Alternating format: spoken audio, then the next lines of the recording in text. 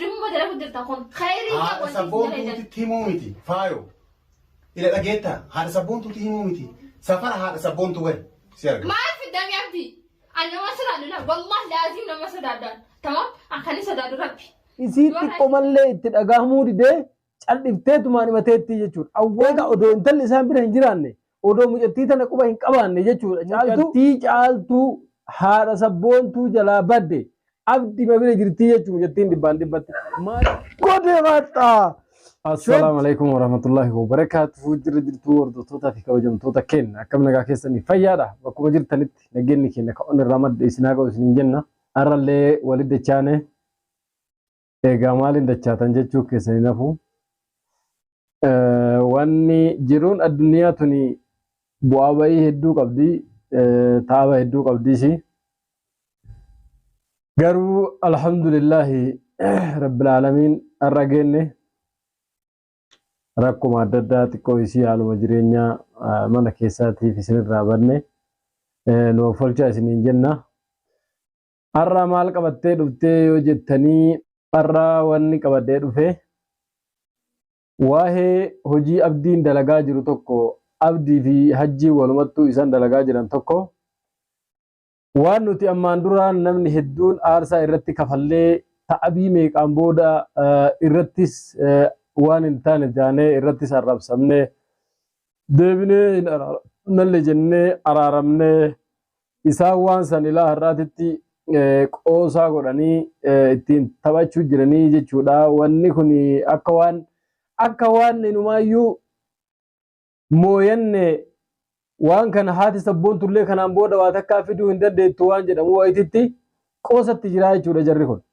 Haati sabboontullee osuma waan kana argitu amma dura aarsaa meeqa itti kafaltee ofiillee aarsaa itti kafaltee nullee aarsaa itti nu kafalsiiftee har'a yoggaa jarri gabbahee asiin numa arge haasa'ee asiin akka dubbii taphaa fakkeessee lubbuun isaanii feetan haasa'anii isii xiqqoo mallee itti dhagahamuu didee cal'ifteetumaan himateetti jechuudha. Awwaanii isaatu na dhibee waan isaan agaluu didee jechuudha.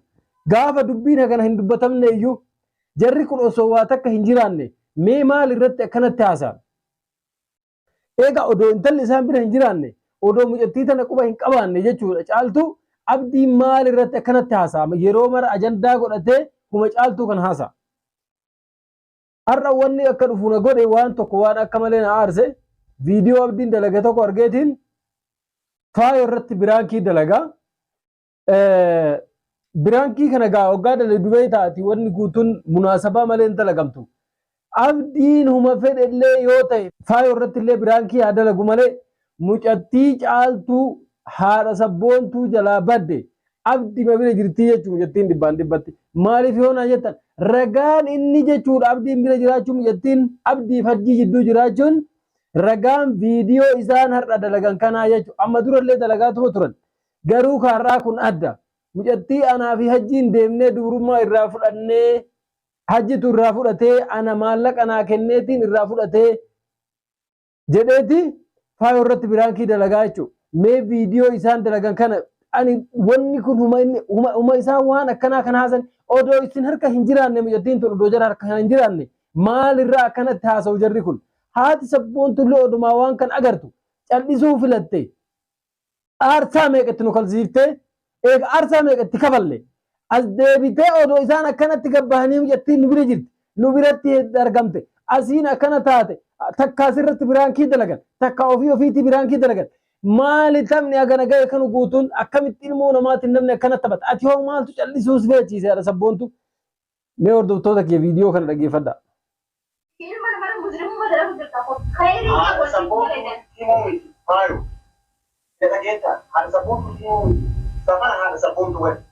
ما في الدم يا أبدي أنا ما سداد لا والله لازم لما سداد تمام أخلي سداد ربي ورا سداد حاجة سد بتدرى حاجة بتدرى كوني بالغ ماذا أنا ما استنتظر تقولين بالغ بايتي ما بريتي سينا كنا فايزة أنا بروح كتير بحري يعني البناني إسكا بدي اختار من بيتي ترادو كابدا بربانا ودينا وقت سادر وسي تمام بربانا ودينا وقت سادر وسي تمام هذا كلام رسيدة هذا كفوجين ما نبغى أبيس كه هاديس كه إلى ما نبغى اليوم تجرب أنا بس كانوا زمان بيجي أنا ما يدا يلا دي أنا ما يدا ولا دي تمام أنا ما يدا ولا ترى ما أنا ما يدا يجي أنا ما يدا يا رب ده سما ده سيري أصلا ترى ما أنت ساتين ولا ما كده بس سيم وسيم جنبي لو انا سيم وسيم والله لازم يمر ده كمان شوف hordoftoota keenya mucattii maraattetti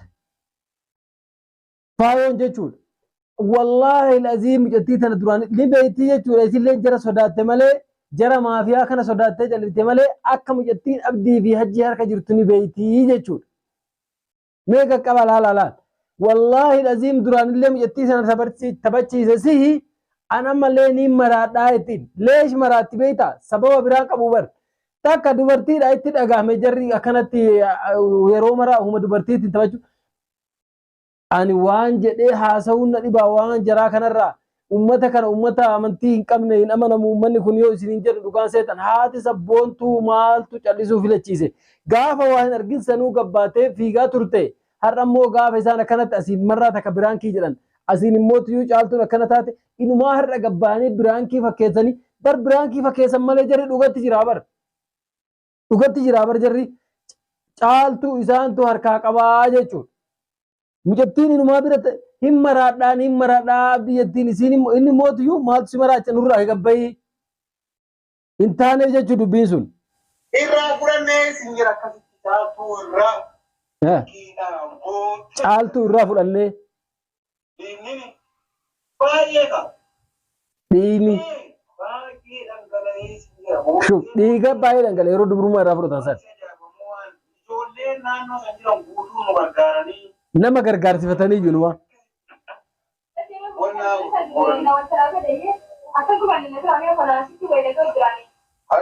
akkasitti ajiin illee na wajjin Hajji illee wajjii jira laan. nama wajjin asirratti. Haasoon isii gurrattuu seenuuf. Boottee siin jedha boottee ajaa'iba boottee wannaa garagalchee akkas isiin achittee buufeetii beekta haadha sabboontuu malee maalmaan jettiin ammoo wannaa jennee nama tunuutu beekota.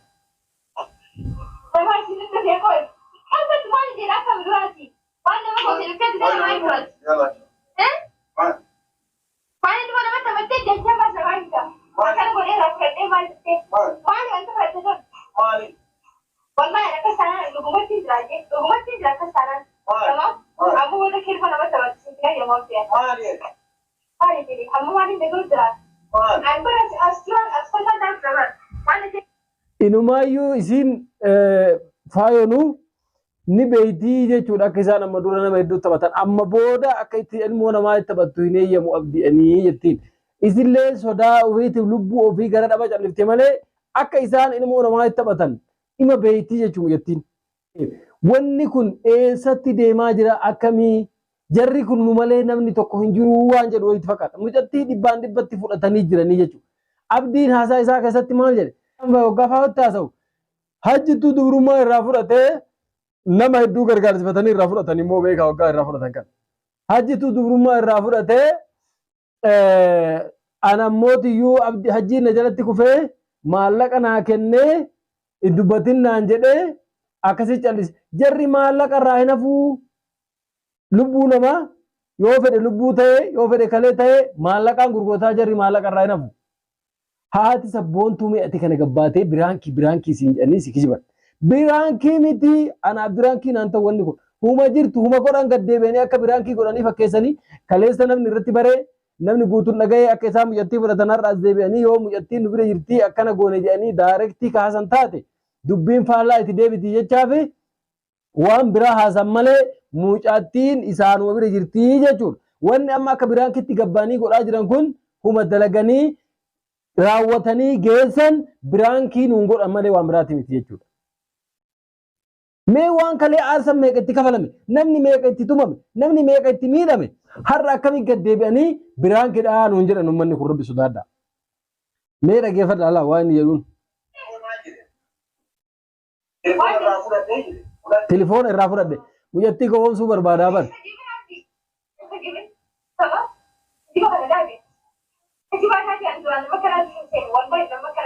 nama akkamii seet?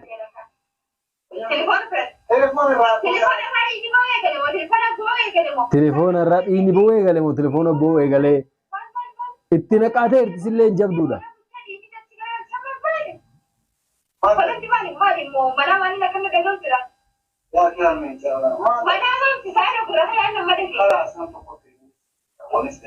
Nama tokkotti hin himin warri si galchee hin jiru.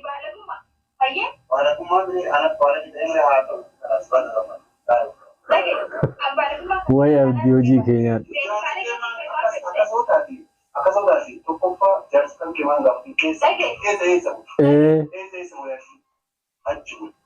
Achi bulu. Dhageeffadhu. Isaayyuu.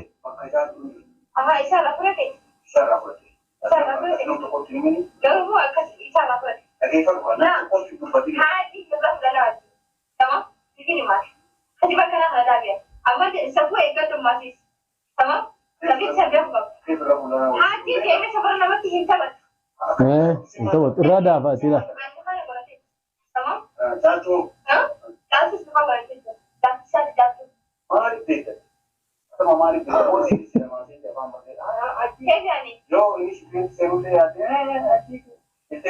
Ya Abdi. Oh, jadi batate wallahi.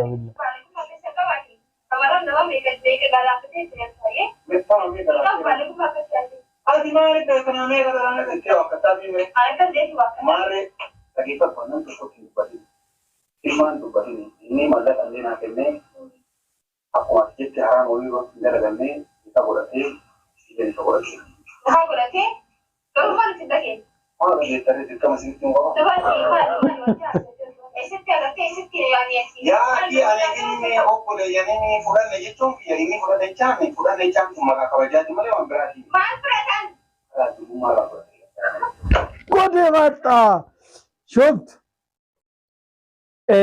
Biranki nugotan, biranki nungone, kuma jiru nutimtan, kuma kale dalidani.